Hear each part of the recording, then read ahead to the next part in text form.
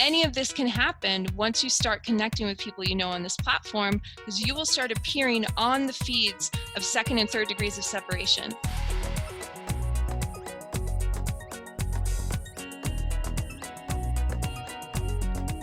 My name's Caron Shahrestani of Caron Modern Media. I am the social media manager for Marin Open Studios.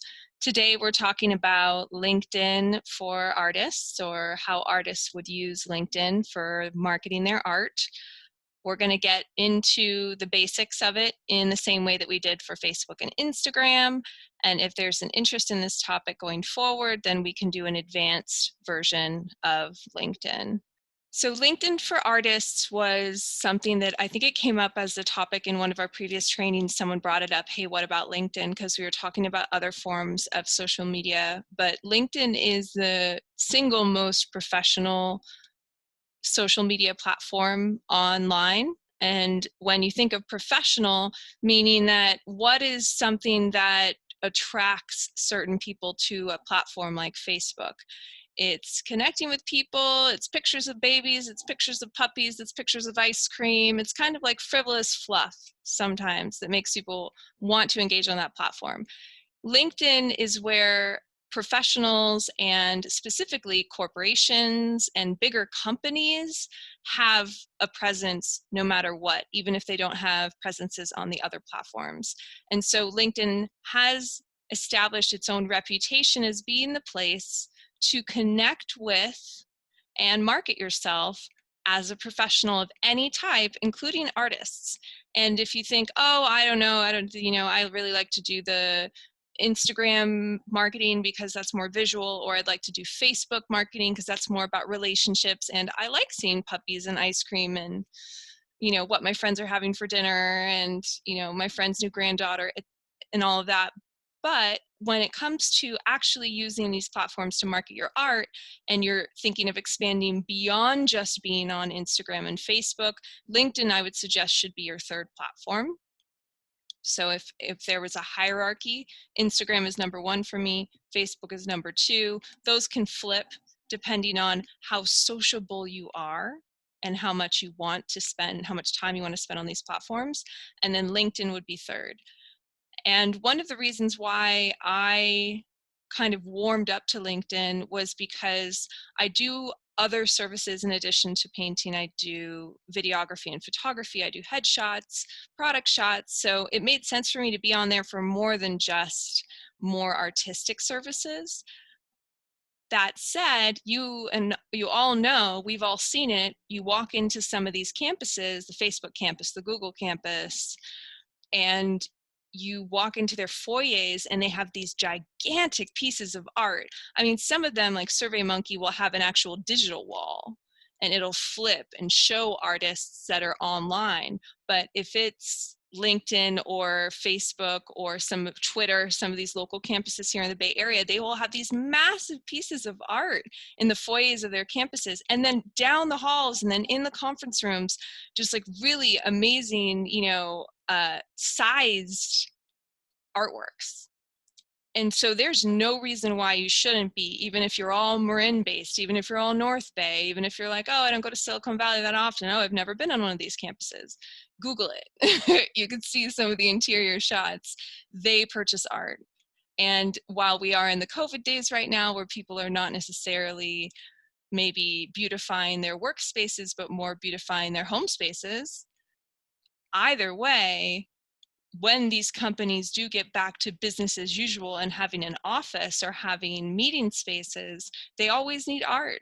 And if you can get on their radar, like, they of course would want to support a local artist, and they of course would want to be able to have like a little story printed out where, like, Kate Carlson is a Sausalito based painter and she does, beautiful boats and shots of San Francisco. Something that allows people to connect human to human, because some of these companies are very almost inhuman or dehumanized or a little too black and white, cut and dry. And so the art that they show is like one of the few ways they like keep that artistic expression alive in their workspaces.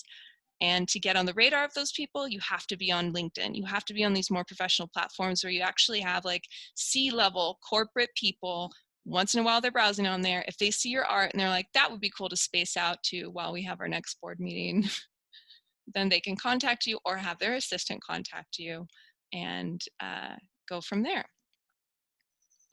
In today's training, we're going to cover your profile and resume. And so that is exactly as it sounds. It is a place to have a resume. LinkedIn is above Facebook and above Instagram, the one place where you should get into your work history a little bit, because it isn't just about now. It isn't just about your art. You all have lives before art or in addition to art. I've done some really cool videos for Marin Open Studios about artists who are like, I originally started as a scientist, or I initially started out in this profession, and then I transitioned into sculpture or painting or jewelry making. Even if you in a way want to kind of put that behind you and reject it, having an updated profile and resume is very important on LinkedIn, because it's all about the 6 degrees of separation, as it's called. Unlike Facebook and Instagram, LinkedIn every day shows you, every time you log in, how many degrees of separation you are from anybody else who has a profile. So imagine if this CEO does see your art and does want to buy it for the foyer of the new building that they're creating and wants to reach out to you, but artists are kind of sketchy or flaky, or these look like they do small canvases, not big canvases. How do they qualify you? Of course, they'll look at your website. Of course, they'll look and see if you have a Facebook page. Of course, they'll see if you have any Yelp reviews if possible. But they will depend on sometimes whether or not you are within 6 degrees of separation according to LinkedIn. You might not be direct, connections with the CEO of this major Silicon Valley company, but if you know someone who knows someone, or know someone who knows someone who knows someone, 2nd or 3rd degrees of separation, then all of a sudden that puts you in the bubble. That allows them to look at you differently, because it's like they can always reach out to that connecting person and be like, how do you know Kay? Have you ever seen her art up close? Or did you just go to high school with her and happen to connect with her here? People will put that into a direct judgment of whether or not you're trustworthy based on who you're connected with. Secondly, we'll be covering connecting with people you know. So it starts with going on there and yes, finding the people you went to high school with, because why not? What if you find someone that you connected with in your formative years that is working at one of these bigger companies and is like, oh my gosh, seriously, Anne-Marie, you're working, I would love to buy your art for my own office. Or, hey, I'm a executive assistant and my boss is buying a house locally and he was just complaining about how he wants to buy from a local artist. Any of this can happen once you start connecting with people you know on this platform, because you will start appearing on the feeds of 2nd and 3rd degrees of separation. In the same way that Facebook says, hey, guess what? Kay Carlson likes Yummy Yummy Ice Cream Shop. We bet you are going to like Yummy Yummy Ice Cream Shop. And they'll actually say that. It's because this person did that we're showing it to you. LinkedIn is the same way. They're like, because you're friends with her, you probably are interested in what her other friend is doing. It associates common interest by how directly you are connected with people. Posting about art, I don't say just your art, because you always want to think of any social media as a balance between being a creator, a curator, and a consumer. You're not just creating your own art and putting it out there. You should be doing that. That should be part of your strategy, but that's not all. You shouldn't just be curating art of people you love. Maybe you love Salvador Dali, like love him more than any other artist. Maybe you love Frida more than any other artist. Talk about artists where there's a lot of visual imagery where you could just pull it off Google, post it on LinkedIn and be like, can we just have a Frida moment, a Friday Frida moment? Or can we just have a moment to appreciate this melted clock by Salvador Dali? Doesn't this just make you feel like time slows down? Little things like that that People will connect with you over your taste level in art, over how much you are inspired by other artists, because we all know the best artists were inspired by other artists. They didn't just completely reinvent the wheel. Something came along that made them want to create as well. And so paying tribute to that, even artists who are dead, makes it easier for you to post more often, because you don't have to have recent paintings. You don't have to have recent work to show. You can just show the classic works that you love most and that inspire you. LinkedIn articles are almost part of what would be an advanced training, but I had to touch on it because we all know people who own a lot of art, but they don't know how to frame it, or they own a lot of art and they don't know how to hang it, or they own a lot of art and then they just don't do anything with it and they let it sit on the floor.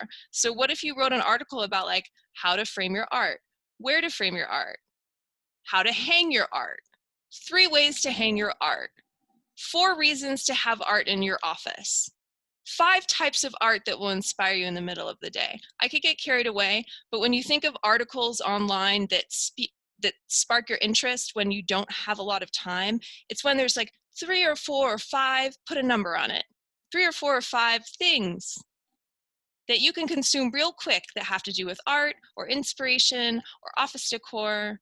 And these articles can show up on Google. And that's a great place to show up as an art authority. Like, you aren't just an artist, you are an authority on art for offices or art for new opening tech campuses. You can be a consultant and not just a creator. And then asking for a recommendation, it's just like asking for a referral, like asking someone to pass your name along to someone else. People can go on LinkedIn and be like, I don't just know this person. We aren't just a one-on-one first degree of separation. I recommend this person for X, Y, and Z. And if you can get one person on LinkedIn to say, I recommend her for painting a big canvas for my office, or I recommend this person for having really great prints of their work that we can like give to all of our employees, who knows?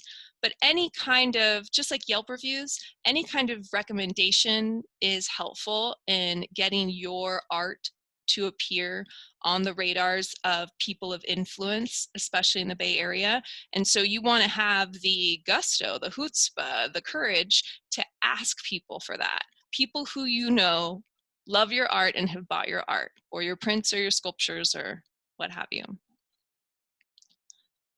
Getting into LinkedIn as a platform. When you go to linkedin.com, right now, it's just like for, I think, a lot of people who use Facebook, you know, as in somebody who just recently started using social media, you come onto the first opening page of LinkedIn, just like Facebook, I find it very overwhelming.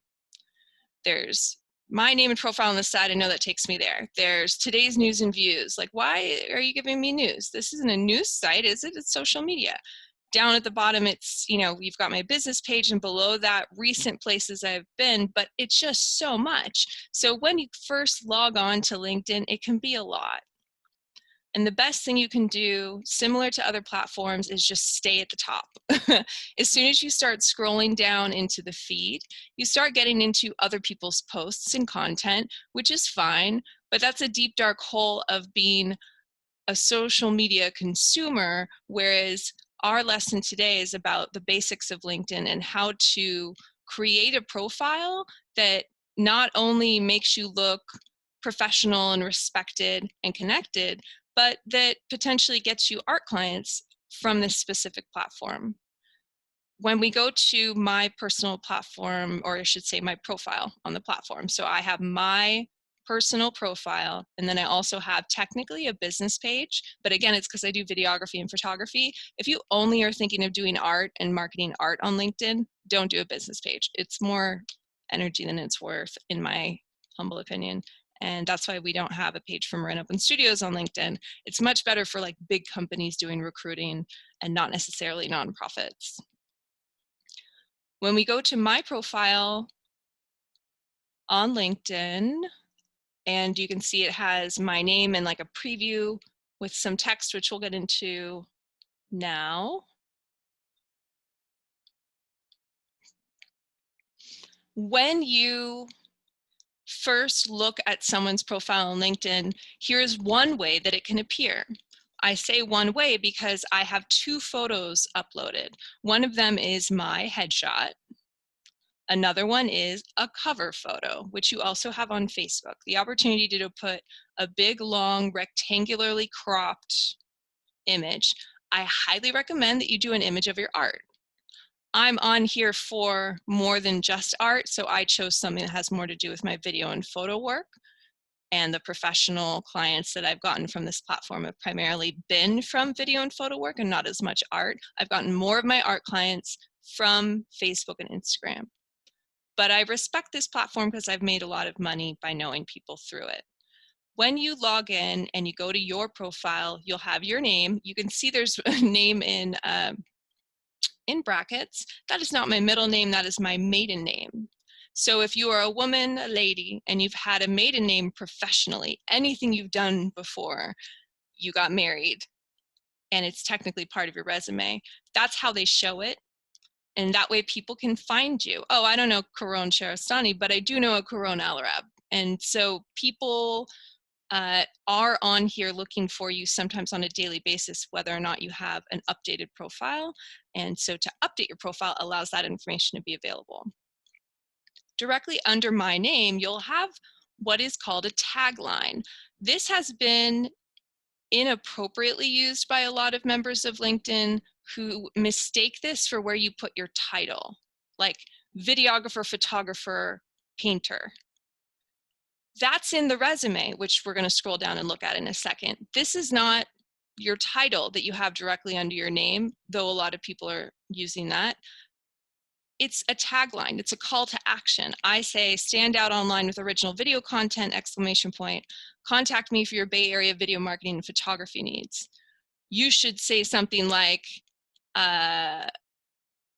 contact me for custom art commissions for your office, foyer, and meeting rooms. Contact me to brighten your decor of your work from home situation with my artwork. Contact me to make a sculpture for your new campus that you're opening. Anything that shows you are willing to ask for this type of work, because sometimes these can be big commissions, either multiple pieces or, like I've talked about, really big canvases. So sometimes you have to have, again, the courage to ask for that. And this tagline is your chance to use an active voice with verbs, stand out online, and make people feel like, okay, this isn't just any like willy-nilly flaky artist. This is someone who's done stuff like this or is confident about their work to pitch it for a bigger project where I could be paying them thousands of dollars. Right below that, you can see it says 500 plus connections. So it doesn't show necessarily exactly how many connections I have. You can click that and it will tell you that I think I have almost a thousand connections, 900 and something. It says San Mateo, California, so it stamps you geographically, and it has contact info if someone did want to reach out to me through this platform and email me. It's also connected to my website, which you see a logo and a little, it turns blue when the mouse goes over it, which, you know, in computer speak is click on me and I'll take you somewhere else. And below that, it connects me with my university, specifically University of Oregon, where I got my bachelor's degrees in journalism and French. Oui. And so this information is all put at the top for people to qualify you, for them to be like, oh yes, it is the Caron Al-Arab who went to University of Oregon. These two little things in dot boxes are LinkedIn advertising itself to me as an individual, asking if I want to link up with recruiters or showcase my services. So I'm just going to X these out. And this is part of why these platforms can be overwhelming. It's because at any time the platform's asking you to engage more than you are. Show recruiters what you know. And this is a side note, again, this is advanced stuff, but you can now take tests on LinkedIn that show your capacity and aptitude in certain skill sets, and then you'll get a verification stamp from LinkedIn that you are actually a capable professional in that field and that you don't need a recommendation. It's not really anything that applies to art, so Xing that out for the moment. You have an about section in addition to your tagline, and you can see how all of these things have a little blue pencil to the right. These are your editing buttons. So if we're editing the primary information here at the top, you hit your little pencil button, and it's the basic format, the basic form, I should say, for social media. Your first name, your last name, your former name, because again, I put my maiden name, your headline, which think of that, it's headline for you. It's not your profession or your title. Then it says current position, and that's where you'd say artist or painter or, you know, head chair of Marin Open Studios. You have the basic geographic information, and then the industry that you're in, and then contact information. This is all stuff you want to have filled out to a point. You don't have to do your postal code. You don't have to do, like, you know, your specific city, but these are all different ways for people to help categorize you when other people are looking for you by name. For the about section, I've got a, you know, not that long, just a little bit longer than the tagline, and then some contact information that's in addition to the buttons that are built into the platform. Once you get below that, your dashboard and activity, this is again, the platform advertising itself to you, trying to get you to engage more. Like, oh, look, 24 people viewed your profile. Wouldn't you like more people to view your profile? Because, advanced topic, there is a LinkedIn professional membership that you can pay for on a monthly basis. And I'll show you a search for what that looks like in a bit, but that you pay a monthly fee and have deeper access to people's work history and resume information. Meaning, if you wanted to look for all of the CEOs of all of the companies of a certain size, of a certain industry, you could have those reported to you in nice little lists. It's access to that algorithmic information that LinkedIn's been collecting. It's LinkedIn's own little Facebook. We're a free platform. We're free because we're studying everything that you do and every person you connect with and every job that you list. We're studying it and we're analyzing it. And if you want some access to that information on other people so that you can find them, message them, and ask them to buy your art, here is a VIP membership you can pay for on a monthly basis. I am not a LinkedIn Pro person. My husband was LinkedIn Pro for real estate for a time, and it is a pretty sexy offering to be able to look up those specific industry statistics. But in my experience, it's not beneficial necessarily for artists. Real estate is a completely different industry. And in the things that I'm showing you today, it's easy to organically, without any advertisement or membership, to build a potential client following on this platform. So we're not really looking at our dashboard. I'm technically called an all-star because I have a certain number of people I've connected with and a certain number of posts that I've done. So you get rewarded by the platform the more that you dig into it. When we look at activity, this is just helping to remind me what I've done the last 4 or 5 times that I've logged in. So you can see there's a couple of art auction posts that I did here leading up to my auction, which ended last week. We'll look at that in a moment. And then we get to your resume. It is chronological from the most recent. So at the top, this is the name of my company. If it's you as an artist and you're a solopreneur, it's like founder and director of K. Carlson Art. Like, you can come up with your own title. It's not like you have to have an official registered business to list it. But have your most recent profession at the top that you want to be known for, and it's chronologically shown as such and such date to present. So I established my company in 2013. I tell LinkedIn I'm still working here. That's the first thing they show. But if someone's like, before they were this person, I want to scroll down and see what they did before. And you can see that I've got experience going back, even more experiences, back to when I was basically a student journalist at the college level before I became an intern at the Detroit Free Press and the Honolulu Advertiser, before I joined the Peace Corps and went to West Africa, before I came back and worked in clothing retail, and then when I got into video, and then when I opened my own company. So I've met a lot of people in my life, and if I met someone in Peace Corps over 10 years ago, they might have to scroll down a ways to be like, oh, yep, that's the one that I was thinking of. That's the one that I've connected with. Her married name is different now, but yes, that's the one. This is how people qualify you, that they know you. And then they go to the top and you can see here people you may know on the right side with a little head icon, a little plus sign. At any time, LinkedIn's like, do you know this person? Do you know this person? Does this person look familiar? Does this person look familiar? So this is how you find people you know. You can do the traditional search at the top, type in someone's name. So I'm going to look up Kay. So when someone looks for you on LinkedIn, they're going to get results, like multiple results, unless you have one of those amazingly unique names, kind of like mine. But they'll show you similar results.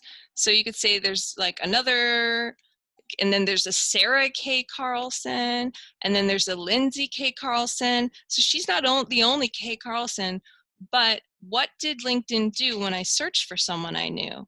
Showing 459 results, that's a lot of results, but they're saying this K. Carlson, who has a photo, and that influences whether or not you're at the top, as if you have a photo to show.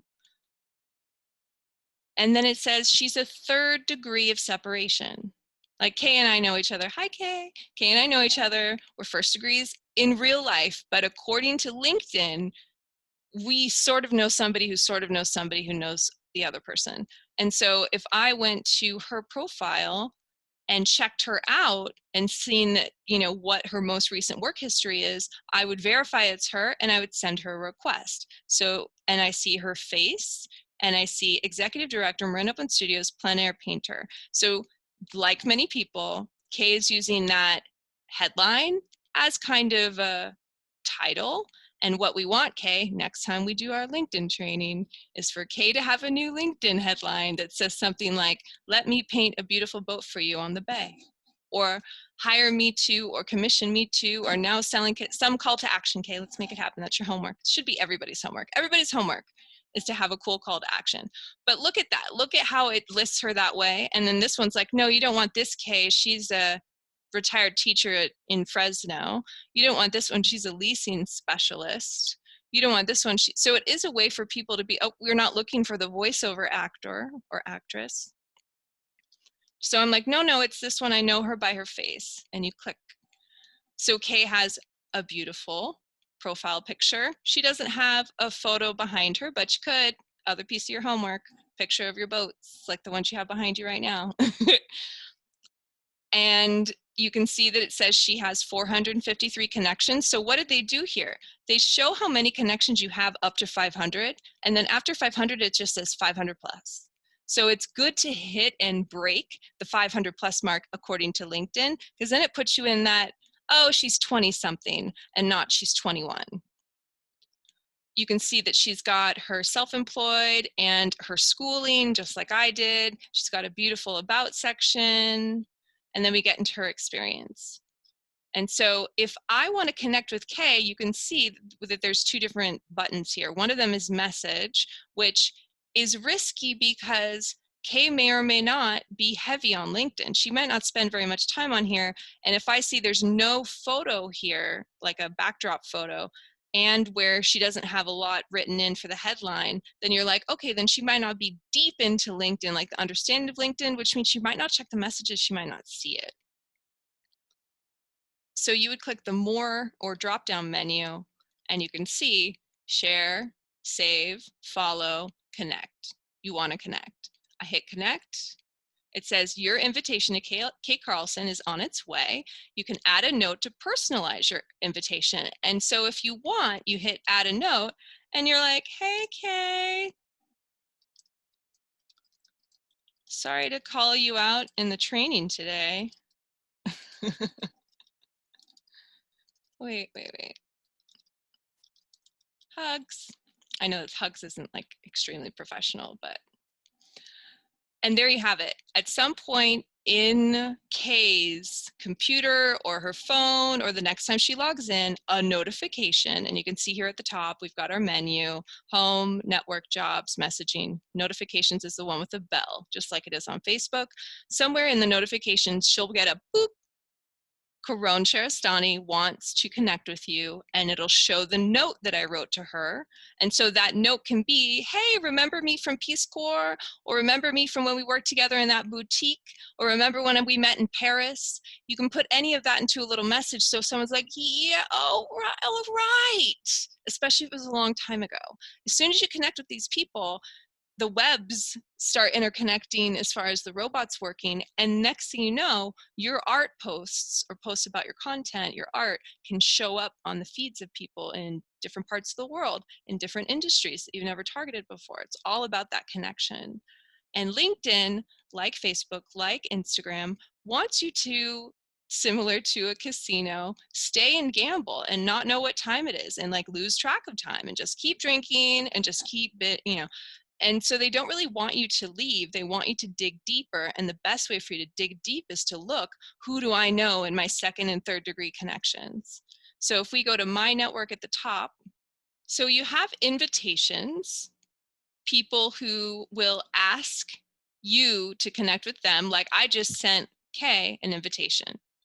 This chick, Merle sent me an invitation. It doesn't have a timestamp on it, but I think it was last week. And she says, Dear Caron, we're looking for a native French teacher for online lessons, ... I haven't read it. I haven't accepted it. I've been a little busy with my art auction, but I know I'm not teaching online French, so I'm not in a big hurry to connect with this chick or to respond to her, unfortunately for her, because she obviously has a need. But she saw they went to Peace Corps. She saw that I listed French as a second language, and she reached out to me. That could be an art commission in your inbox if you think about it. Someone wants to connect with you and then ask you about your services. If we look at connections, so I have over 1,000 connections, and contacts and people I follow, there are a lot of different ways that you can connect with people. But when you want to look at people you may know, you'll see this one says, people you may know from University of Oregon, people you may know from similar roles, similar things you do, other artists maybe, people you may know in San Francisco Bay Area.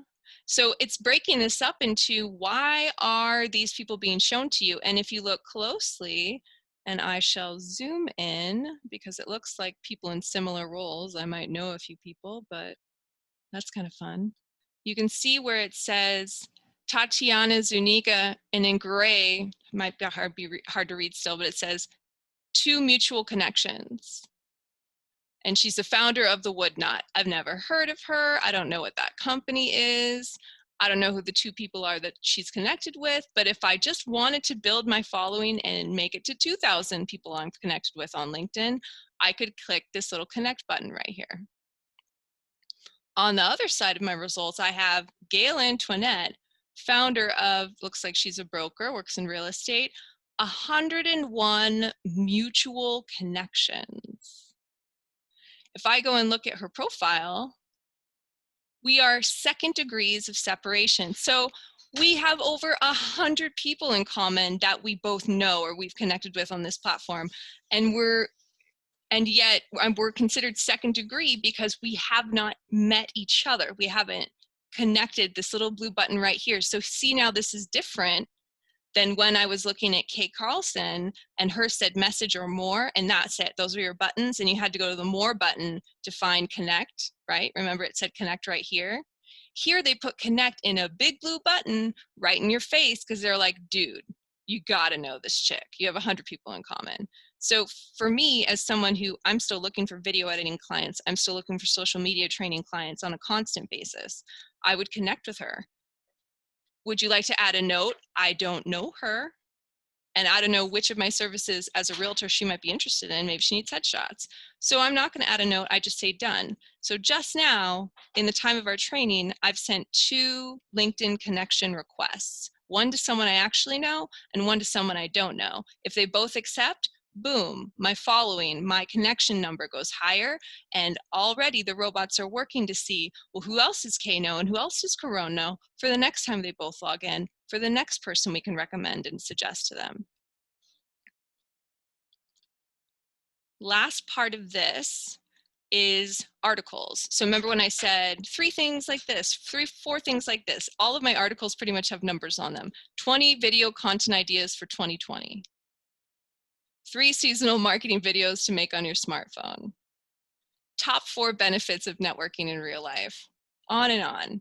If we were to go to 3 video hacks for your old smartphone, and it says 133 people have viewed this, 2 people have liked it, and I wrote it in 2018. If we go to that article, what's cool about LinkedIn articles, and I'll make it a little smaller, and why you should explore writing one about your art or about your process or why people should buy it or why art is good for the workplace, is because not only can you play with, as you can see, different, italics, pull quotes, you can insert images, including images of your art with it. So it's almost like a really nice website page. You can just design on the fly, and you can embed videos. A lot of our trainings, these Zoom trainings, have been about time lapses, smartphone videos, video editing on your phone. Make a video. This is a time lapse of the Atlantic Ocean when I went on a cruise to Mexico. Oh, cruises. When are we ever going to cruise again? So it's a really short time lapse, and it doesn't really show much, but it's something that I embedded in this article because I was talking about time-lapse videos, which was one of our more recent training topics. You can embed a video from YouTube into an article.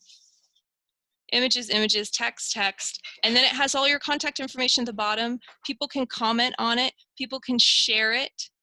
It's an engaging post, but it's beyond that because it can be educational and informative. Asking for a recommendation. Let's just say, I'm gonna message my husband. He loves art, he has art on his background. So when I press message, you can see that a little window opens up at the bottom, and then you can write here at the bottom, very, very bottom of the screen. If you would prefer for it to take up the whole screen and for you to have a little more room to work with, at the top, you can see next to home, network, jobs, messaging. If you were to click messaging, it opens up all of your messages, right? And this is where you would ask for a recommendation. You would just go to someone that you wanted to ask, someone that you know, and you write them a recommendation or ask them to write you a recommendation. If you look at my profile and we scroll down to experience, education, licenses, certifications, volunteer experience, skills and endorsements, people can speak up to a specific thing that you do, right? So someone can endorse you for painting. Someone can endorse you for making original sculptures. Or let's say you have other skill sets like architecture, or you used to do architecture. Someone can endorse you for those skills that you have that are favorable towards your art, and you can ask them to endorse you for a skill, sure. What we were talking about as far as recommendation is just like a Yelp review. I enjoyed working with this person. She did great work for me. She did this, this, and that. It doesn't have to be long when you ask people for this. You're like, can you write a recommendation for me on LinkedIn? You can email somebody and ask them in your regular Gmail email, but it's better to do it almost as a message in LinkedIn so that when they log in, they're already in the platform and it's easy for them to just hop over to your profile and do it. If I wanted to write, for instance, a recommendation for someone in return, like Bernadette McBurney is a client of mine, if I go to her profile, you can see what is Bernadette's top skill? Because we are first degree of separation, right? We're connected. If I wanted to help her with, again, these endorsements and recommendations, you could pick leadership, customer service, time management. So I'd say leadership. Now, all of a sudden, she's gotten an extra vote towards that skill set to appear on her profile. That's what I have for the basic presentation. I'm going to look at the chat. First question, is your LinkedIn account a free account or a premium account? And what do you recommend for an artist to have? So I think I sort of touched on it earlier, but I have a free account. My husband used to have the premium account for his real estate services.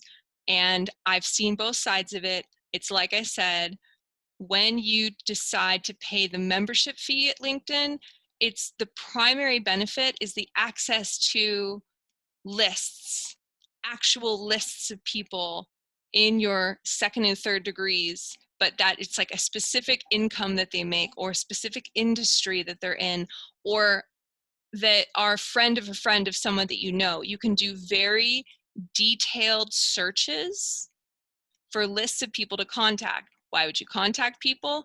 Well, the only way to really be assertive, or if some people want to call it aggressive, on LinkedIn or Facebook is that you message somebody and you offer your art services to them instead of posting on social media and waiting for someone to be like, your art is lovely, can I pay you to buy some? The more assertive way is to go on LinkedIn, do a search, find a few people who are second or third degrees and say, hey, it looks like you love art, or hey, it looks like we know someone in common. Please let me know if you're ever interested in artwork for your workspace. They might be like, no, thanks, not interested, or you'll plant the seed. It's a very, sociable way of trying to get new clients for your art business, is to identify with the statistics that the platforms give you who is a likely candidate based on who you guys have in common. So I recommend for artists the free account.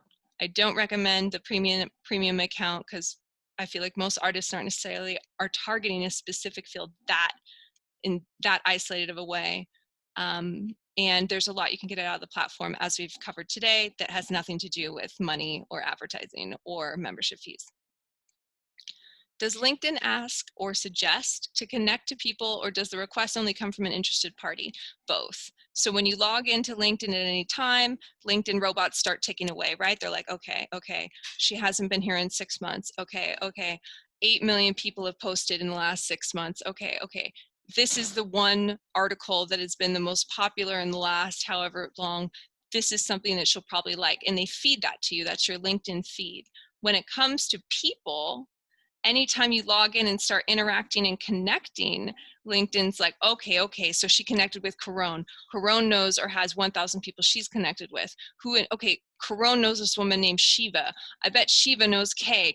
Kay and Shiva both say they have Marin Open Studio, and it starts to read the resumes of all of the people we have in common, not just for me, not just for Kay, for everybody involved. So that anytime any of those people log in, you're like, hey, do you know this person? Do you know this person? Do you know this person? Do you know this person? So people will send you an invite based on what the robots told them to do, not necessarily because they're like, I haven't seen Kay Carlson since we were in high school together, I'm gonna look her up. Yes, it happens. But more than not, it's the robots that are like, guess what? We have a 99% probability that you know Kay. You should probably just connect with her. Can I stop the job emails I get via email? What I mean by job emails, I mean job openings. Yes, Beverly. So again, that is LinkedIn trying to advertise to you as a user. Like, what do you want to work for? Who do you want to work for? How long do you want to work? Is there a better job for you? Let's find a better job for you. So the best way to handle that is to go to your notifications in your settings and change all notifications to off, so that the only time you get any notifications from LinkedIn is when you log in and open your account, name and password, and it opens, and it's like sometimes 65 notifications. Why? Because you didn't want to receive the emails. They'll still come to you when you log in, but you won't get them on your phone, you won't get them in your email inbox. Just turn all notifications to off. You saw the word premium on my account, but I did not sign up. Okay, I didn't see the word premium on your account, to be clear. We didn't look at any premium accounts today, but there's the LinkedIn logo. There's a little LinkedIn logo stamp next to your name that says that you're premium. I noticed I only came across people who were job hunting, not art buying on LinkedIn. So Melissa, totally, that's a valid observation, because there are a lot of people, I mean, COVID, am I right? There are a lot of people looking for jobs, or different jobs, or at-home jobs, or telecommuting jobs. People are job hunting like crazy right now. And so that is definitely going to be responsible for the big influx that you're seeing, or almost like inundation of those types of searches. But there are a lot of Silicon Valley people who are getting the same paycheck they were getting this time last year, and they're just doing all of their work from home, and the campus is like, you know, tumbleweeds. But all of these people still have money coming in. All of them still have jobs. All of them still want to own a home one day. They all want to have a dog one day. They have aspirations, and they're stuck in their space. So if you're able to just reach out and be like, you know, hey, we have someone in common, let's be friends. And then the next time you post, you're like, 3 ways that art can brighten your work from home space. 4 types of art that will make it easier to work from home. Just think about all these little, and toss an article out there. It doesn't have to be, and you're like, art like this, like my flowers, art like this, like my landscapes. Like, it might seem cheesy, but people are on that space to learn, to connect, and to improve their work experience no matter what. And sometimes that just means being happier with where you work. And sometimes that means, what can you have up in your cubicle? And right now, pretty much everybody's cubicle is home. So why not appeal to that and get that connection going? Also, when people look you up by name on Google, LinkedIn is another result that'll come up. So if you have all these platforms going and someone looks up Kay Carlson, it's going to say kaycarlsonart.com, her website. It's going to say probably her Marin Open Studios page. And then it's going to say, here's her Facebook. Here's the Kay Carlson on Facebook. Here's her Instagram. Here's her LinkedIn. So you look like a digitally savvy, connected creative, and not just somebody who hermit-like paints in their house all day and never gets online. You look like someone who's out there, who's updated, who's got their headshots, who's got their resume, all of that. I know we're running super long, so I got it. Jump off. Oh wait, did one more come in? Okay, fine. I get LinkedIn notices daily about people searching for me, but I haven't been active on it for ages. What kind of people are they? Are they real? Do we want to drive them to a website, or is this better than one? That's a lot of questions to finish up with. So I would just say BC. I don't know, who is BC? BC. Hi. So if you can email me that, and then I can answer those. And then again, everybody, if you'd like me to do an advanced LinkedIn training, I can do that, and then we can get into some of that more deeper stuff, because today kind of had to be an overview. But I will say, side note, because dinner is ready and like my family's eating without me, is there is an element to, you know, any social media platform that can be a little bit creepy and crazy, and like putting yourself out there and connecting with people. And LinkedIn is one of the places that is the most professional, and where you can get a lot of potential clients for your art. And so I would highly recommend getting on there, updating your resume. And side note, I know that Marin Open Studios is mostly the older demographic of social media, so people maybe over the age of 40.